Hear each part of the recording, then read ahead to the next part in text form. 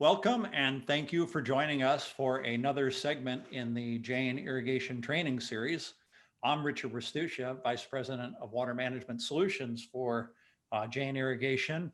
And we're going to talk about today what you can learn from your water bills to help you with water conservation.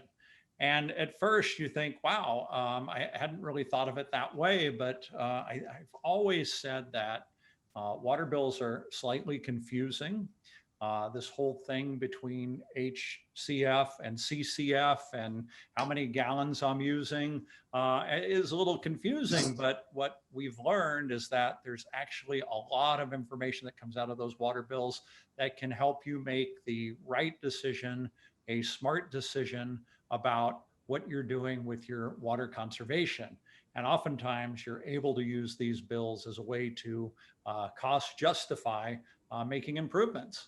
So that's really exciting to think about. And then in addition to that, our presenter today is Dave Laybourn. And Dave and I go back at least 20 years together. In a past life, we worked together. And, as far as experts go in the irrigation industry, I put Dave right up there at the top of many of the experts I know. Dave was responsible for a couple patents in drip irrigation many years ago. He's really committed to water conservation. He's got a Bachelor's of Science from Stanford University and just brings a really wealth of perspectives to irrigation and conservation that I see him use with his customers all the time to improve the amount of water they're saving. So with that, I want to say, Dave, welcome. And Thank you. I wanted to ask you, you are working very closely with a lot of significant customers across the whole United States. We're in this COVID situation right now. Are they all still focused on water conservation or conservation in general? Well, it's certainly a part of people's sustainability plans. And I'm planning to talk today mostly about commercial. And these commercial companies, especially the enterprise ones, have sustainability goals that they've been following for 10, 15 years now. And they're still doing it. Those sustainability reports come around every year and they have to be filled out. And there may be a little bit of a pause this year because of COVID. Retailers are not real sure which buildings are going to be going after we come out of this. But when we do, it's still going to be there. Drought is always around the corner. And so people are definitely still focused on this. And I expect, though, to have it really pick up once we really get back to work and back to our offices. Yeah, I'm really encouraged by it, Dave. Actually, I was working for a landscape contractor in 2009, 2010, commercial landscape contractor. And at that time, we saw many commercial properties just say, stop the landscaping, turn off the water. We're going to figure this out when the economy comes back. I've seen no evidence of that during this downturn, from COVID. And so that's been really encouraging. And I think we see a lot in the news the past few days that makes us believe that, in the next 12 months, we're going to be back to somewhat, I say back to a better situation. But, that's the optimist in me coming out. No, I don't think you'll be disappointed. I think you're right. All right. So I'm going to work through a slide deck here. Thank you, everybody. Thank you all for coming and attending. What I'm going to start with is a kind of a basic notion that water has value. I mean, if your city is near one of the Great Lakes, for example, or a big river, doesn't the water just come out of the river and go into the pipes and go into your house? And the answer is sort of yes, but this diagram shows all the things that have to be done, including, serious filtration and disinfection. And then, of course, there's all the pipes. So the right-hand side of this slide with the map of the US just reminds us that all of the capital equipment involved, all those pipes, the labor to run the water company, the energy to pump, if there's water rights, if the water's being bought, all that stuff has to be paid for. And so the reason water does have a cost has a lot to do with the infrastructure that's behind the water that's delivered to you. These numbers here are in dollars per HCF, 100 cubic feet, which happens to be 748 gallons. And I'm always surprised when I look at water costs and I see something like $6.50 in Seattle, the rainiest part of the country as far as I know. That just seems like a very high number. $9.50 in Albuquerque, New Mexico seems like a good number for a real desert.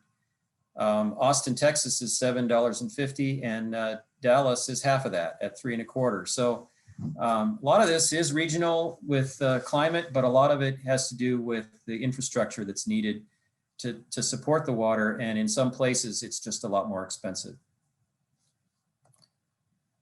I want to, so I'm going to be talking about water costs and water bills, and per Richard's introduction, what you can do about your water use in a commercial setting.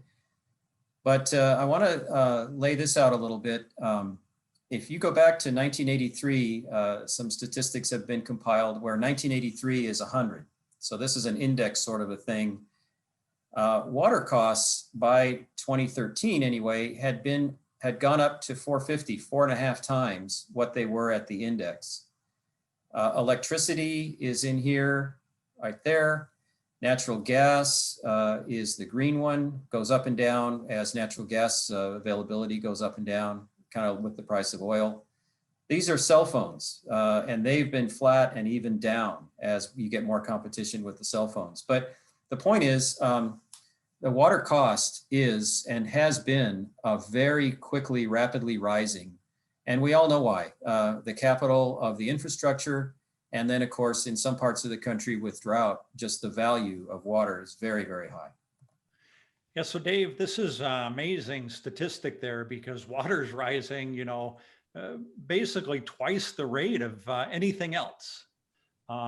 Is there some end in sight, right? I hear all these people, or I talk to a lot of people that complain, gee, I'm conserving water, I'm using less, but I'm paying more. What's the outlook here? Do you think that's going to flatten out anytime soon? No, in fact, because of what you just said, it's not going to flatten out. When people use less and it's a capital intensive infrastructure behind it, they have to charge more for what you use. That's just the way it is. And so between drought and pressure on water and competition for the water itself and the high capitalization and people using less, it's going to continue to go up. Yeah, so it's really up to us as consumers and water bill payers to reduce that amount to keep it within a sustainable amount of a bill to pay. Yeah, there's nothing that can be done to make more water. There's nothing that can be done to lobby your water company to charge you a lower rate. All you can really do is manage personally and on your business what you use, because it is based on a quantity. And if you can reduce the quantity, you can reduce the cost, even if the price per unit is going up. Yeah. So here's a list of things that businesses are watching. People who work in property management and energy management for businesses, particularly energy, which is a business that I have some personal experience in myself. Going back about 25, 30 years, the Department of Energy has published a survey. It's called the CBEX, and it's a survey of what is the energy use per square foot. And they do natural gas and they do electricity, and they break it down into geography and whatnot. But here I'm just showing a summary of offices in general in the United States are used 16 kilowatt hours per square foot. Hospitals use about twice that, and we all know why. They're just a lot more equipment inside. And then a warehouse uses a lot less because often they're not air conditioned. But it's possible for building owners, and building owners do this all the time, to investigate the DOE, Department of Energy website, CBEX, and see whether or not they're using more or less than average in their building. And then they would know it's kind of like a report card. How are you doing? And they would know that. But in water, we don't have that. So Dave, in the energy side, are there companies that just manage energy for big building owners? Absolutely. Absolutely. And And that's because the cost of energy is so much that they want, real professionals doing this. Yeah. Can you see, or is this happening in the commercial space for water yet? Yeah, I see it a little. I think water is not quite well understood by the energy companies. And I also know that water at the grand scheme of things is not as big a number, but water sure makes it to the sustainability reports front and center. So that puts some focus on water, and then these rising costs put focus on water. So there's some companies doing this now, and my message to those energy companies that aren't doing it is it's a very easy measure to take, and you ought to be looking into it because it's going to be become more and more important going forward.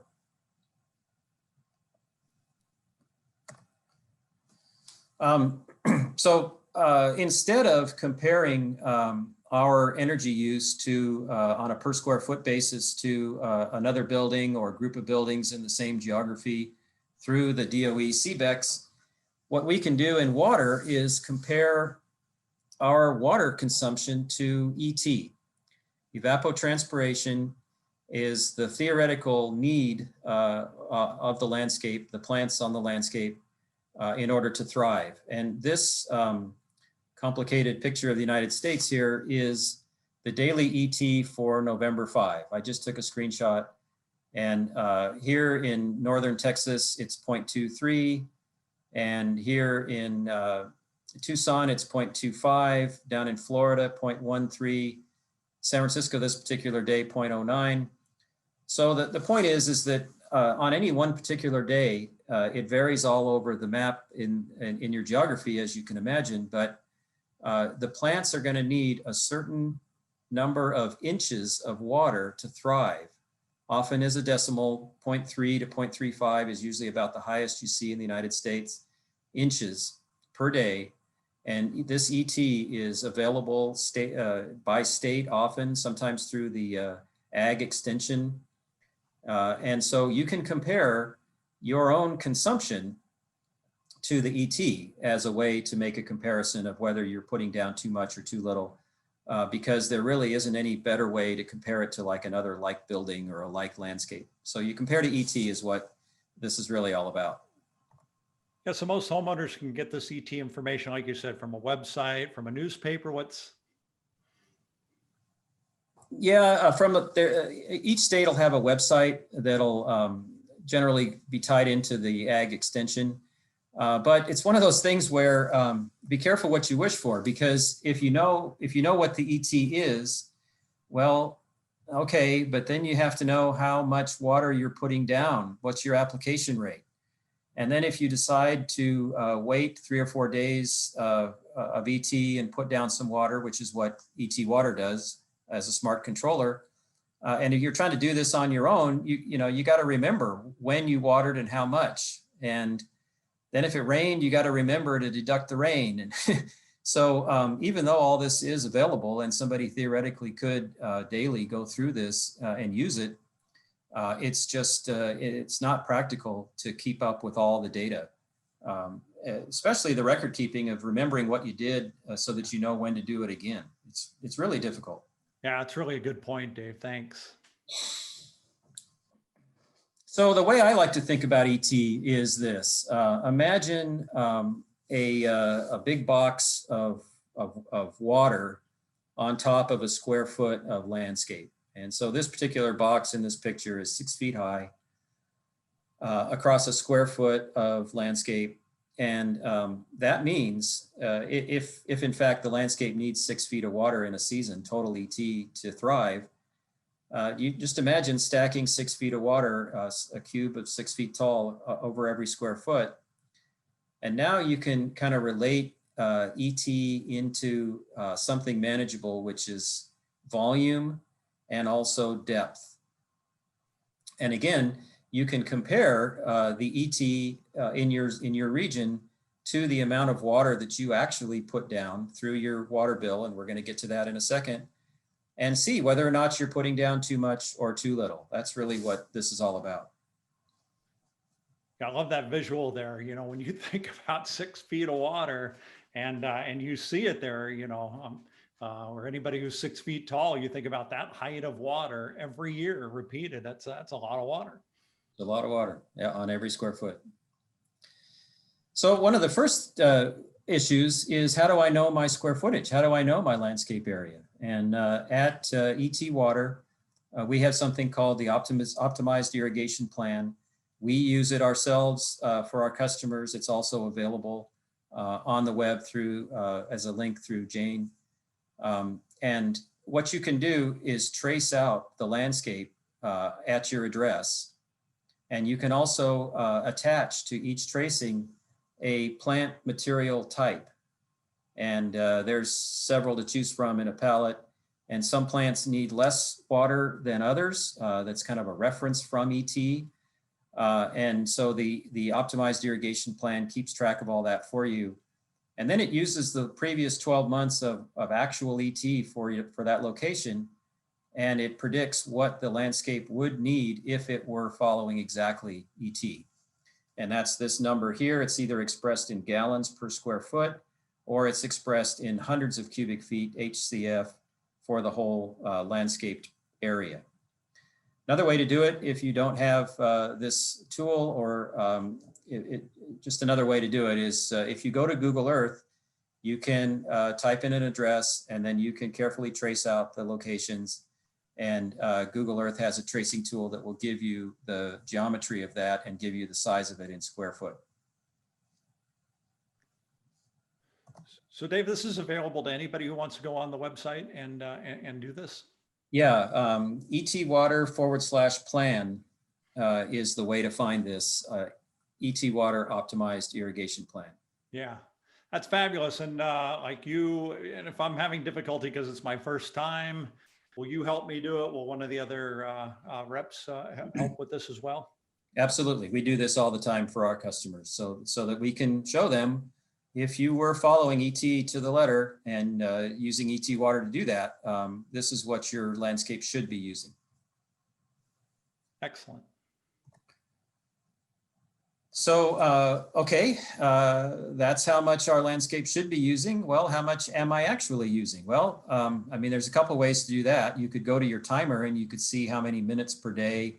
And if you happen to know how many gallons per minute or how many inches per hour you're putting out with your sprinkler system, that's fine. You could add it all up. But I mean, the real way and the best way and the way that doesn't get any argument is, well, what are my bills? What are my bills telling me? Because unless the utility meter is wrong, that's what you're paying for and that's what you're using. So here are the things to get when you look at a water bill. And the next couple slides, we're actually going to dive in and look at some water bills.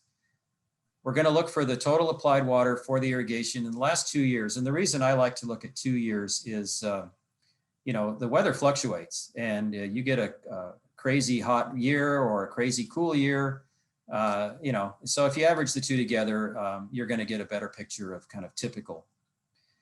You want to know the water rate, and this is often a tiered rate. We'll talk about that when we look at the bill, but dollars per HCF or dollars per 1,000 gallons in the US seem to be the most typical units for the water rate. You want to look at the season. You want to look at what months you're actually really irrigating. Even though there's ET in December and January and February in places like Denver, but if the irrigation's off, well, then that ET doesn't count because you're not irrigating to that ET. You're using precipitation or the plants are just dormant. You want the service address just to double check and confirm, and you want the account number just to double check and confirm, and so that you can monitor your bills going forward. So Dave, if I want to go back to my water agency, can I ask them, hey, can you give me the last 2 years of my bill? Will they do that? I believe they will. And we have a form at ET Water that we use with our customers. We ask our customer to give us the account number and a signature to say that it's okay if we contact the water company on their behalf. So yeah, the answer is, yeah, we do that. A customer can do it or we can do it for you with our form. Yeah, great. That's really helpful because, I just think about finding my last 2 years of water bills. That would be a little difficult for me, but yeah, if I can go to just one place and get them, that's great. Yeah.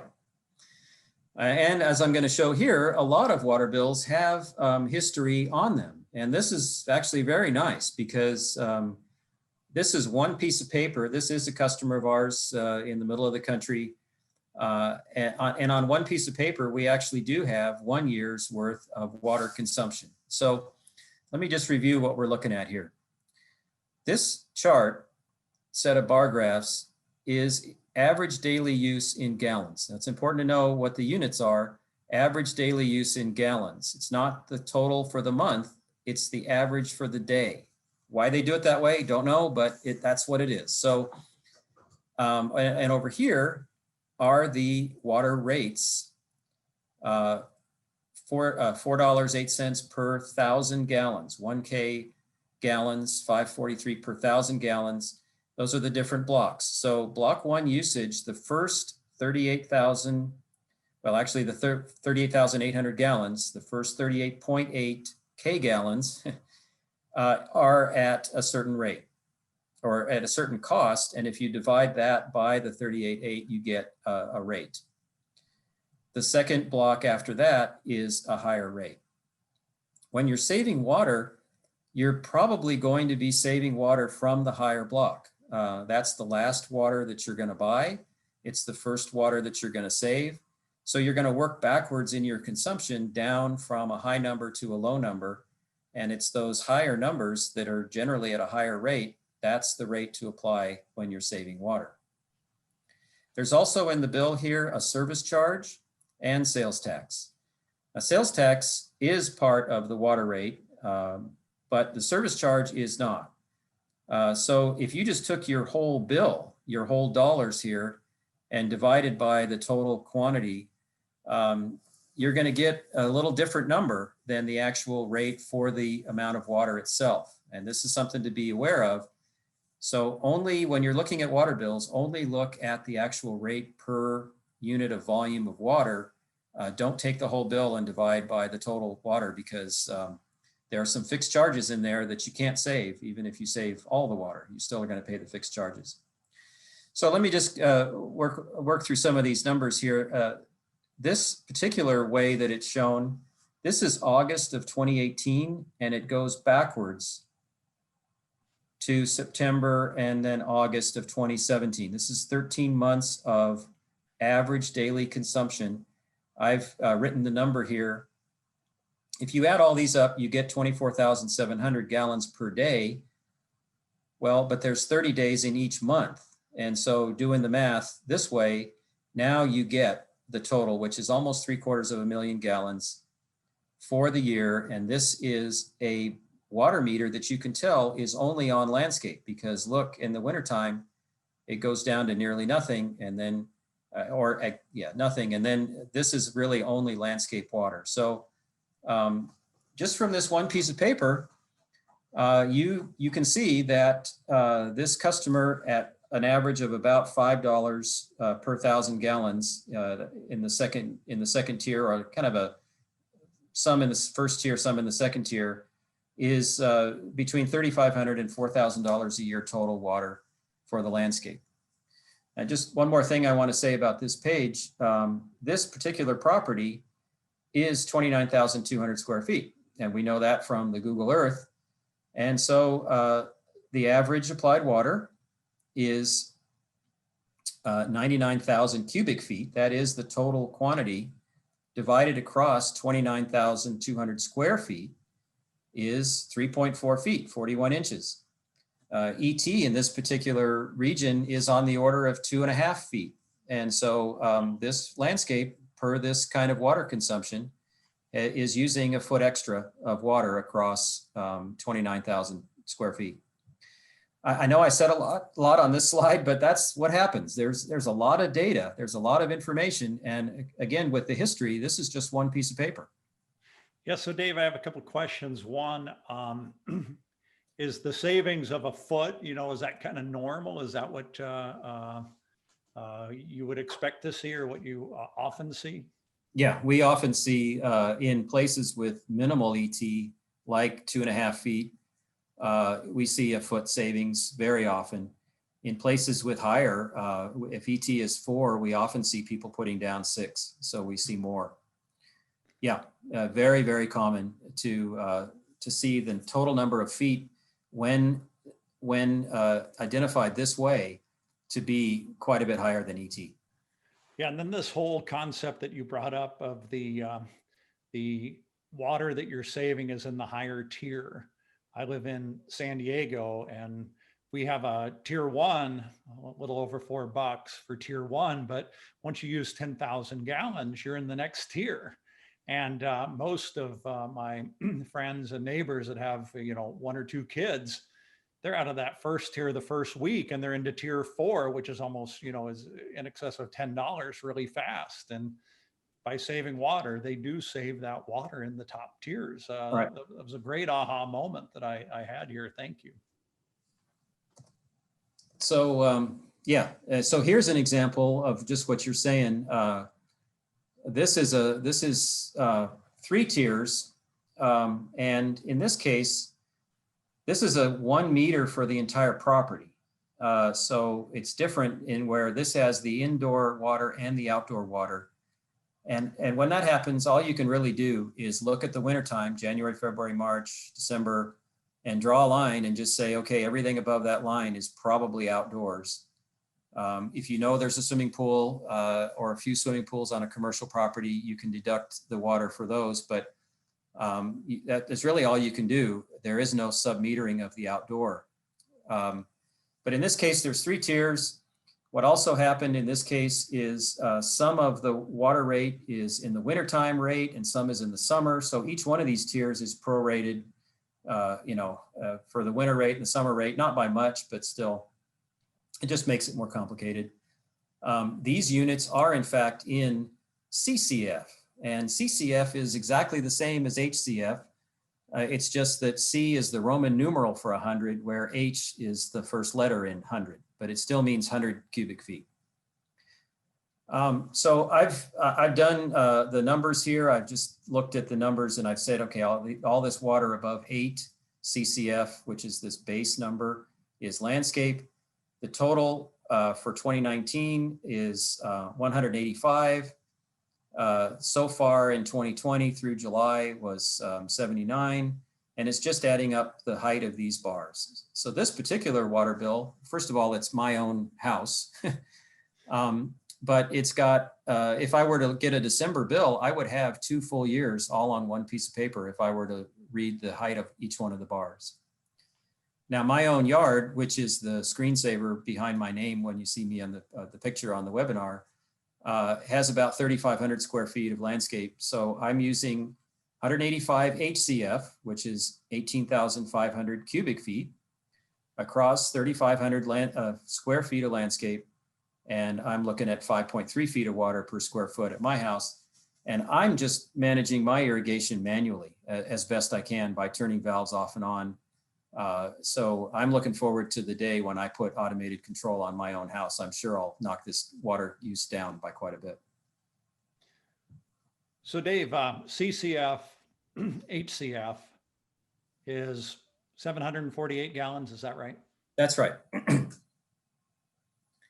And the previous slide, the water was metered in the and sold in the per 1,000 gallon. So 1,000 gallons is one way to do it. 748 gallons is another way to do it. I think it has to do with the meter technology, but those two numbers are different from each other enough to pay attention to it, but they're kind of in the same order of magnitude, 748 or 1,000. Right. Some people, though, talk about gallons. They like to talk about gallons per square foot, and that's okay. A gallon is the unit of volume, so there's 7.5 gallons in a cubic foot. You can make a table like this easily that says that, all right, if I'm used to putting down 30 gallons per square foot, well, that's just about almost identical to 4 feet of water. And so you can go up and down from there just as a straight conversion from gallons per square foot over to feet of ET or feet of water. But of course, in feet of water and inches of water, you can relate that to ET. You really can't relate gallons to ET. So that's why I like to use feet of water, cubic feet of water, and deal in those units rather than gallons, because it's directly relatable to ET in inches and feet. This particular, going back two slides to slide 11, remember there were 741,000 gallons in the season across 29,200 acres, or square feet, sorry. Works out to be 25 gallons per square foot, somewhere in between here. And that's between 3 and 4 feet. And remember, we came up with 3.4 feet, I believe it was.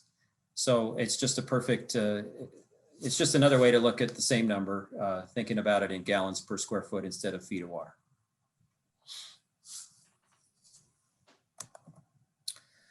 Well, you know, now really getting into the weeds here, I want to just point out some things about ET. This is Denver, Los Angeles, Orlando monthly ET for April, July, and October. So let's just look at Denver, April. 4.1 inches is a data point for 2020 in Denver. And that's for the whole month.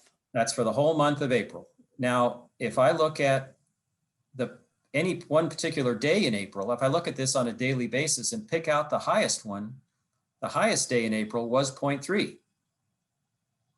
So if I had a standard irrigation controller and I didn't want my plants to die, I wouldn't know which day in April was going to be 0.3. And for all I know, they're all going to be, but they wouldn't be. But I just wouldn't know when to go out and change it or anything. So I'm going to set the thing to assume every day in April is 0.3, because any one day could be.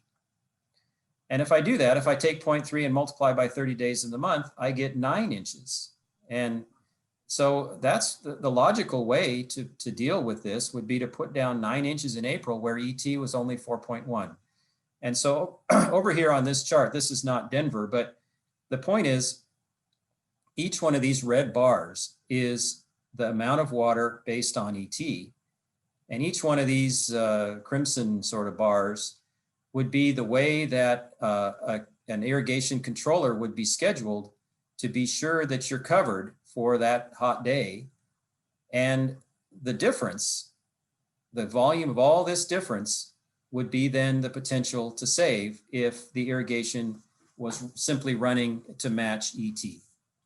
Yeah, so back in the 90s, Dave, I was taught, you know, set your controller based on July, hottest month of the year, biggest water use, and then use the percent adjust and adjust it down, you know, 4 times a year. And that's all the adjustments I made. You know, what about that? Well, there's no reason to think that a day in August couldn't be just as hot as a day in July. So somebody might think about that, but they probably wouldn't adjust down in August. And the way the weather's been going, there's September and even October in a lot of climates, you're probably going to see a day that's just as hot as July. So I think the percent adjust is a way to do it, but I don't think people would do much adjusting because they would want to keep that number up to protect themselves from a percent adjust down going too far, and then a few hot days come around, and then now the landscape's in trouble. There's another physiological reason about percent adjust that has to do with plants. You want your plant root zone to dry down, down to some trigger level, not below, not something that's going to hurt the plant, but you do want it to dry down to get oxygen to the roots. And percent adjust would still simply just be putting the same days of water down, just a little bit less time. And so you would be keeping the ground over wet by doing that, as opposed to actually only irrigating when the water reservoir gets to a trigger point, and therefore allowing oxygen to get into the soil and really help the plant physiologically. But before I leave this slide, I just want to make this point again. This is the potential to save. The difference between a clock that's set and maybe adjusted a few times a year versus actual, daily adjustments based on ET is what ET smart controllers are all about. So this slide is kind of what I just said. The root depth, the plant size, the soil type. Just kind of imagine a reservoir of water in the soil under the plant. And then as ET numbers in inches come day by day by day, what they do is they deplete that reservoir. The plant depletes the reservoir by drawing water out of the reservoir, and it transpires out the leaves. But if you think about it in just depth, every day of ET needs to be replenished at some point. And so when you choose to replenish, you refill the reservoir and then you wait till it gets down to the trigger again. And that's exactly what we do with Jane Unity, using actual current ET and actual forecast ET.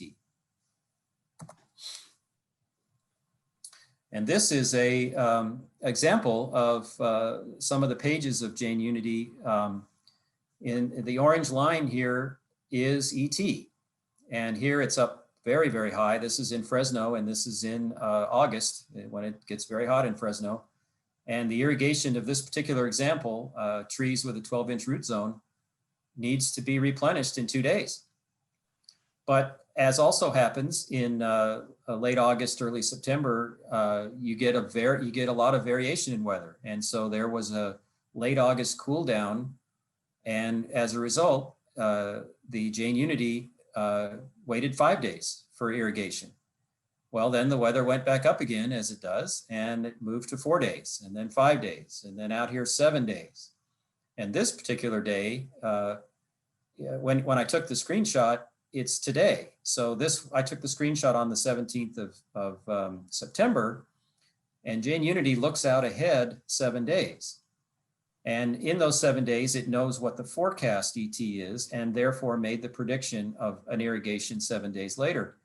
But in fact, if we were to do this again the next day or the next day, and if ET were to rise higher, this would have moved over and come in sooner, because Jane Unity would have realized that ET depletion and the trigger point would have been hit earlier, and therefore the irrigation would have had to have been earlier. Wow, so this is really interesting, Dave. Couple things. One, if I've got this right, I should always be watering the same amount of time, right? Because my roots aren't getting, especially if it's mature plants, the roots aren't getting deeper or anything. So I should always be watering the same amount of time. What really changes is how many days I wait between irrigation. That's exactly right. You're refilling the root zone from the trigger each time, which means the exact same amount of duration at the same precipitation rate means putting back the exact same amount of water each irrigation. The only difference then is how many days apart. Yeah, and so I figured this out by number one, my plant, my root depth, what kind of soil I have. This is how I get that. And that's something the software, actually when you program it, it's put in there and then the software calculates it. Absolutely, yeah. You pick and choose from a palette of plants. You pick and choose from a palette of soil type. You specify the root depth, or you use the default. And the computer takes over from there by looking at the weather, the current and the forecast. So I love this, but right now in Southern California, we have restricted water days. You can only water certain days a week. Does that throw this whole thing off? Right. So across the bottom of this particular screenshot here, I made the point that irrigation is only allowed at this place Tuesday, Thursday, and Saturday. And ET Water knows that. You program that into ET Water. And so none of these irrigations are on those other days. They're only on Tuesdays, Thursdays, and Saturdays. And if the forecast would have shown that the next irrigation had to have been on a Wednesday, and if the forecast would have shown that the bucket would have been depleted to a serious level on that Wednesday, ET Water would have irrigated on a Tuesday, even though theoretically Wednesday was the right day, but it would have irrigated in order to avoid the water restriction.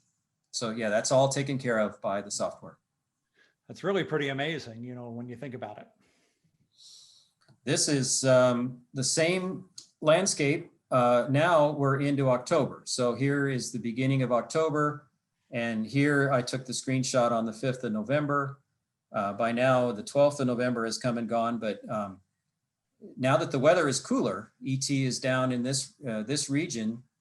Now these days are 9 days apart. Well, ET bumped up a little bit, so 6 days apart, dropped down again, 11 days apart. And then going forward, there actually is no, in the next 7 days need to irrigate per ET water because the ET has gone quite down. And then this little bump here is rainfall. So there's rainfall in the forecast. The rainfall is added to the soil moisture projection, and then the depletion goes from there. But you can see that even 7 days out from when I took this screenshot, partly because of the rainfall and because of the dropping ET, irrigation wasn't needed. It wouldn't have been needed, and so wasn't scheduled. So the taking care of rainfall is really huge, especially in Florida, Alabama, places that get a lot of rainfall. You really want to harvest that rainfall and not irrigate at all if you don't have to. And so the idea of forecasting rainfall and then checking to be sure the rainfall really happened and reconciling that to the reservoir moisture level is all done by Jane Unity, and really, really important for saving water. And Dave, a couple things. One, the today, that is, what does that signify? When I took the screenshot. So if a customer is looking at their screen, they're looking at their ET water for their site, that today will show up on the day that they're looking. Awesome. And then on the bottom chart, that red colored line that goes across the horizon kind of midway, that's the trigger point, right? This is, we trigger an irrigation in the blue. Do you set the trigger point yourself, or who sets that? That's there's a default for that at 50% available moisture in the soil, but you can change that. If you want to irrigate more frequently, you just say that I want the trigger to be at less depletion. If you want to really encourage deep roots and you've got some native plants and you really want to climatize them and really make them have to work for water and grow roots deeper, you can set it for a lower trigger point. Yeah.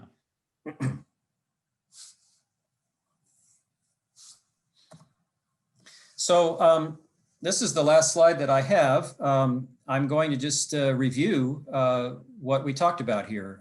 If you know the consumption and the cost from your water bills, and if you know your landscape area, you can divide your water use by the area as long as you're dealing in units. So if you know your water consumption in cubic feet, and if you know your landscape area in square feet, and you divide one by the other, you're going to get feet. You're going to get feet of water, and you can compare that to ET.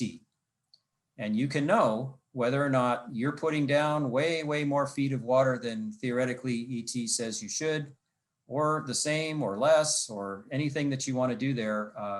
But it does give you something to compare to. And then of course, on your water bill, you can see what the cost is of the highest tier.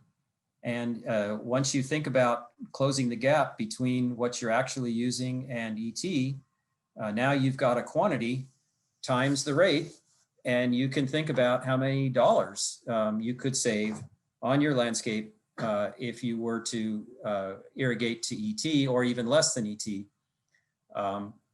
compared to what you're doing today. That's so cool, Dave. And that's real savings, and I can invest that money back into my property if I want, or use it somewhere else. It's really great. I remember doing a project at a hospital, and they were so concerned about making sure they had enough money for the research into cancer. And every dollar that they were saving on their water was another dollar they could use for their cancer research. So I love that it is a real dollar savings and can be invested anywhere else in the business. Exactly. Yep. So Dave, if people want to help with this optimizer, how can they get a hold of you? Well, I should have put a screen on with my name and number, but if anybody wants to write it down, DLAYBOURN at etwater.com.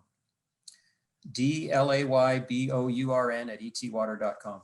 Okay, great. And we will be sending everybody a thank you this afternoon, and we'll include that information in that thank you. Dave, wonderful job. I really appreciate you taking us through this. I don't think anybody had any idea of all the information they can get out of their water bills before they saw this. It was quite illuminating, and I love the way to figure out the return on the investment for the water savings. Very eye-opening. So thank you for that. For those of you out there watching, thank you for your time today. We really appreciate it. We're trying to bring great value in education here at Jane, and we hope we delivered that for you. We really appreciate your time. We are dark next week because of Thanksgiving, so we hope everybody has a great Thanksgiving and stays safe out there. And we'll be back the next week after Thanksgiving, the first week of December. And we'll be talking about Jane Logic software and some interesting advances there. Big news on that Wednesday, and then we're going to hear from the Outdoor Power Equipment Institute on that Friday. So again, thanks very much, everybody. Have a great Thanksgiving, and we'll see you week after next. Thank you. Thank you, Richard. Glad to be here.